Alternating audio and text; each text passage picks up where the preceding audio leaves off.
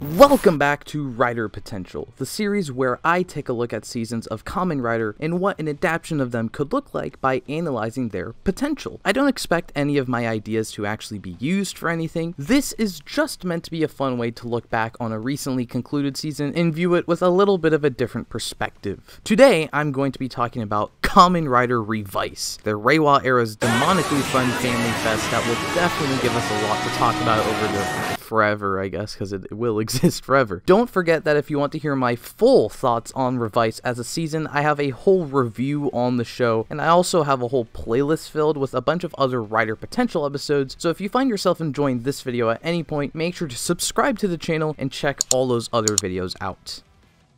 Despite the fact it celebrates 50 years of Kamen Rider, Revice's aesthetics could really work well for an adaptation. Because the anniversary aspects aren't really the main focus, even if no other Kamen Rider season is ever adapted, the visuals wouldn't really be affected by having references to unseen designs. The Vice stamps are just animal gimmicks, really, and all of the form changes are just animal forms that just so happen to look like previous Kamen Riders. The visual quirk of looking like a previous suit is really only present if you're actually aware that's what it's doing, or if you look really hard at a Vice stamp. Every other rider's base form and their upgrades have unique designs that don't pull any direct inspiration from previous riders, so the anniversary aspect presents no issues. But how do the Revice specific aesthetics of the show fare? Well, each individual rider system does a great job of portraying its own unique aesthetic. One of the main draws of the show, of course, is Revice being made up of the Revi and Vice partner suits,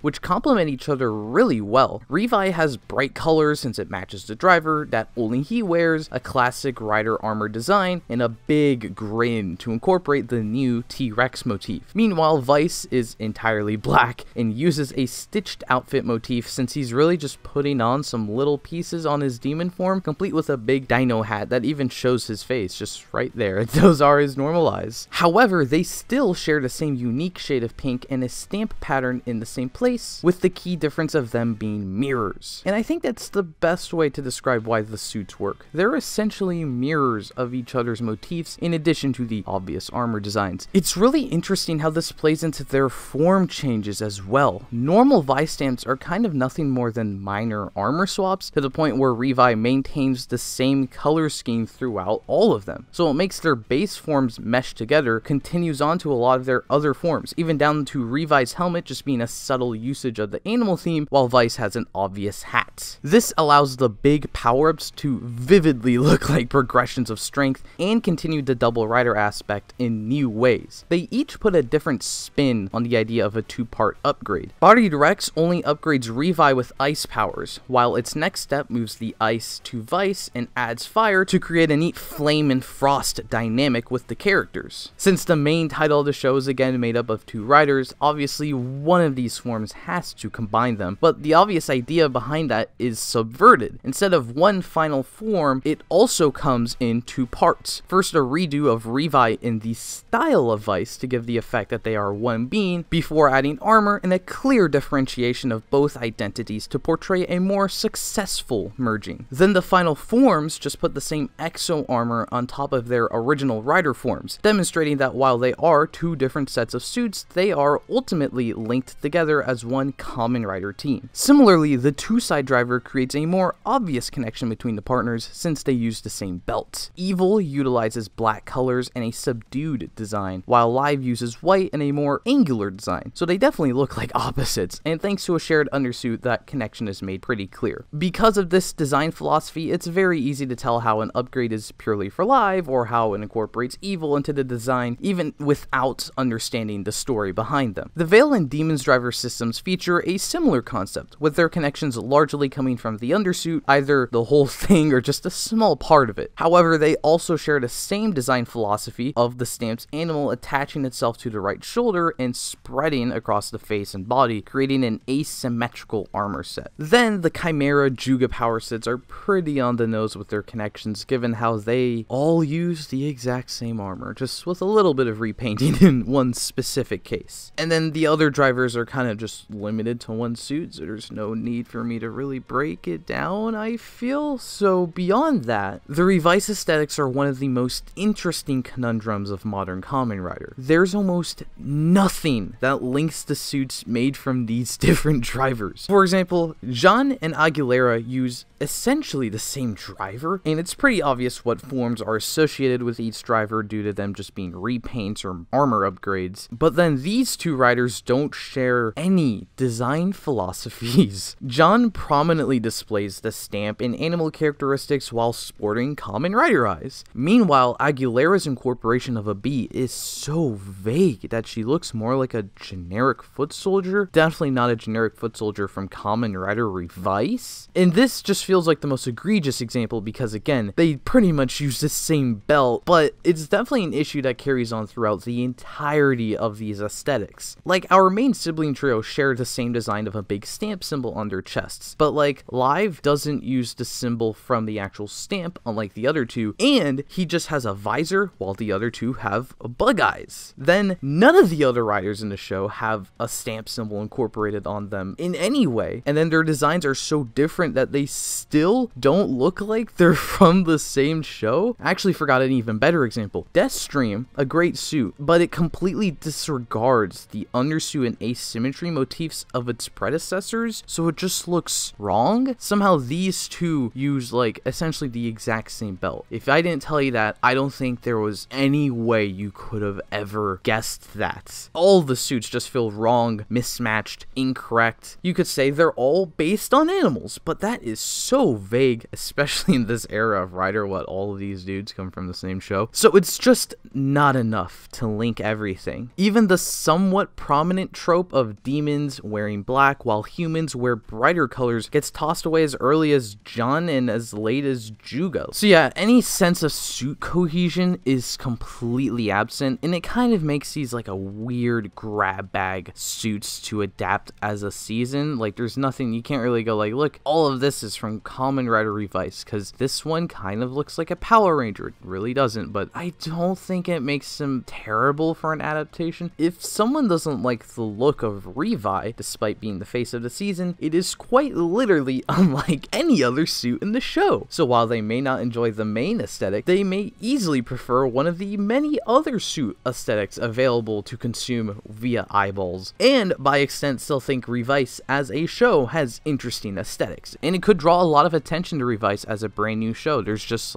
something for everyone, almost, kind of. One of the most important things I think the story of the adaptation needs to maintain is the family aspect. It's the emotional core of the original season, it's the best part of it in my opinion, and it's what makes the show so unique in modern Kamen Rider. So as long as the essence of that is intact, I think we'll be fine. I can't speak for the rest of the world, but bathhouses aren't really a thing in America. However, I think as long as there's some kind of family-owned business, we can maintain the essence of the family dynamic in the original show. I think it would be fun if the business was a pet store, the Igarashi pet shop or something, because then you could tie that into all the different animal stamps they'll use and interact with over the course of the season. And then maybe the reason Iki helps out with the pet store is because he's always just liked animals in general, especially dinosaurs. I think it could be a fun way to tie the suits into the characters and maybe have them get excited about getting a new toy because it reminds them of a little friend they have at the shop. Another thing I want to change is the initial setup. I want the Deadmans to be the ones making the Vice stamps by extracting Gift's essence, and they've been fighting Phoenix for years. The only line of defense against them has been the role of Kamen Rider demons, most recently taken up by Daiji, utilizing the few Vice stamps Phoenix has managed to obtain and purify. The promotion ceremony is meant to be for Daiji becoming the next evolution of the Rider system, Revice. But things go wrong and Iki ends up becoming Kamen Rider Revice, obviously, with Vice. In these early episodes, Daiji will fight alongside Iki, but Revice consistently outclasses the demon's power set because it actually has forms and stuff like that, which festers Daiji's jealousy until he loses himself to Kagero as Kamen Rider Evil. We'll know from the get-go that he's become evil, literally. The big mystery is going to be where the two-side driver came from. Hiromi was one of Daiji's friends in Phoenix, essentially his right-hand man while he's demons, so when Daiji goes evil, Hiromi takes it upon himself to become the new demons to save save his friend, which he accomplishes with Revice's help. The show's largely the same from this point, with Sakura's driver tying into the mystery that started with the Tusai driver, and now when Phoenix steals the coffin, now the Dead Man's can't create any more Vice stamps, and now the heroes are able to create more powerful forms. After all Tekka becomes the new Kamen Rider Demons, Hiromi fakes his death in order to create a new secret splinter cell of Phoenix to combat the corruption that he thinks is within the organization because, you know, he lost the suit to a bad guy.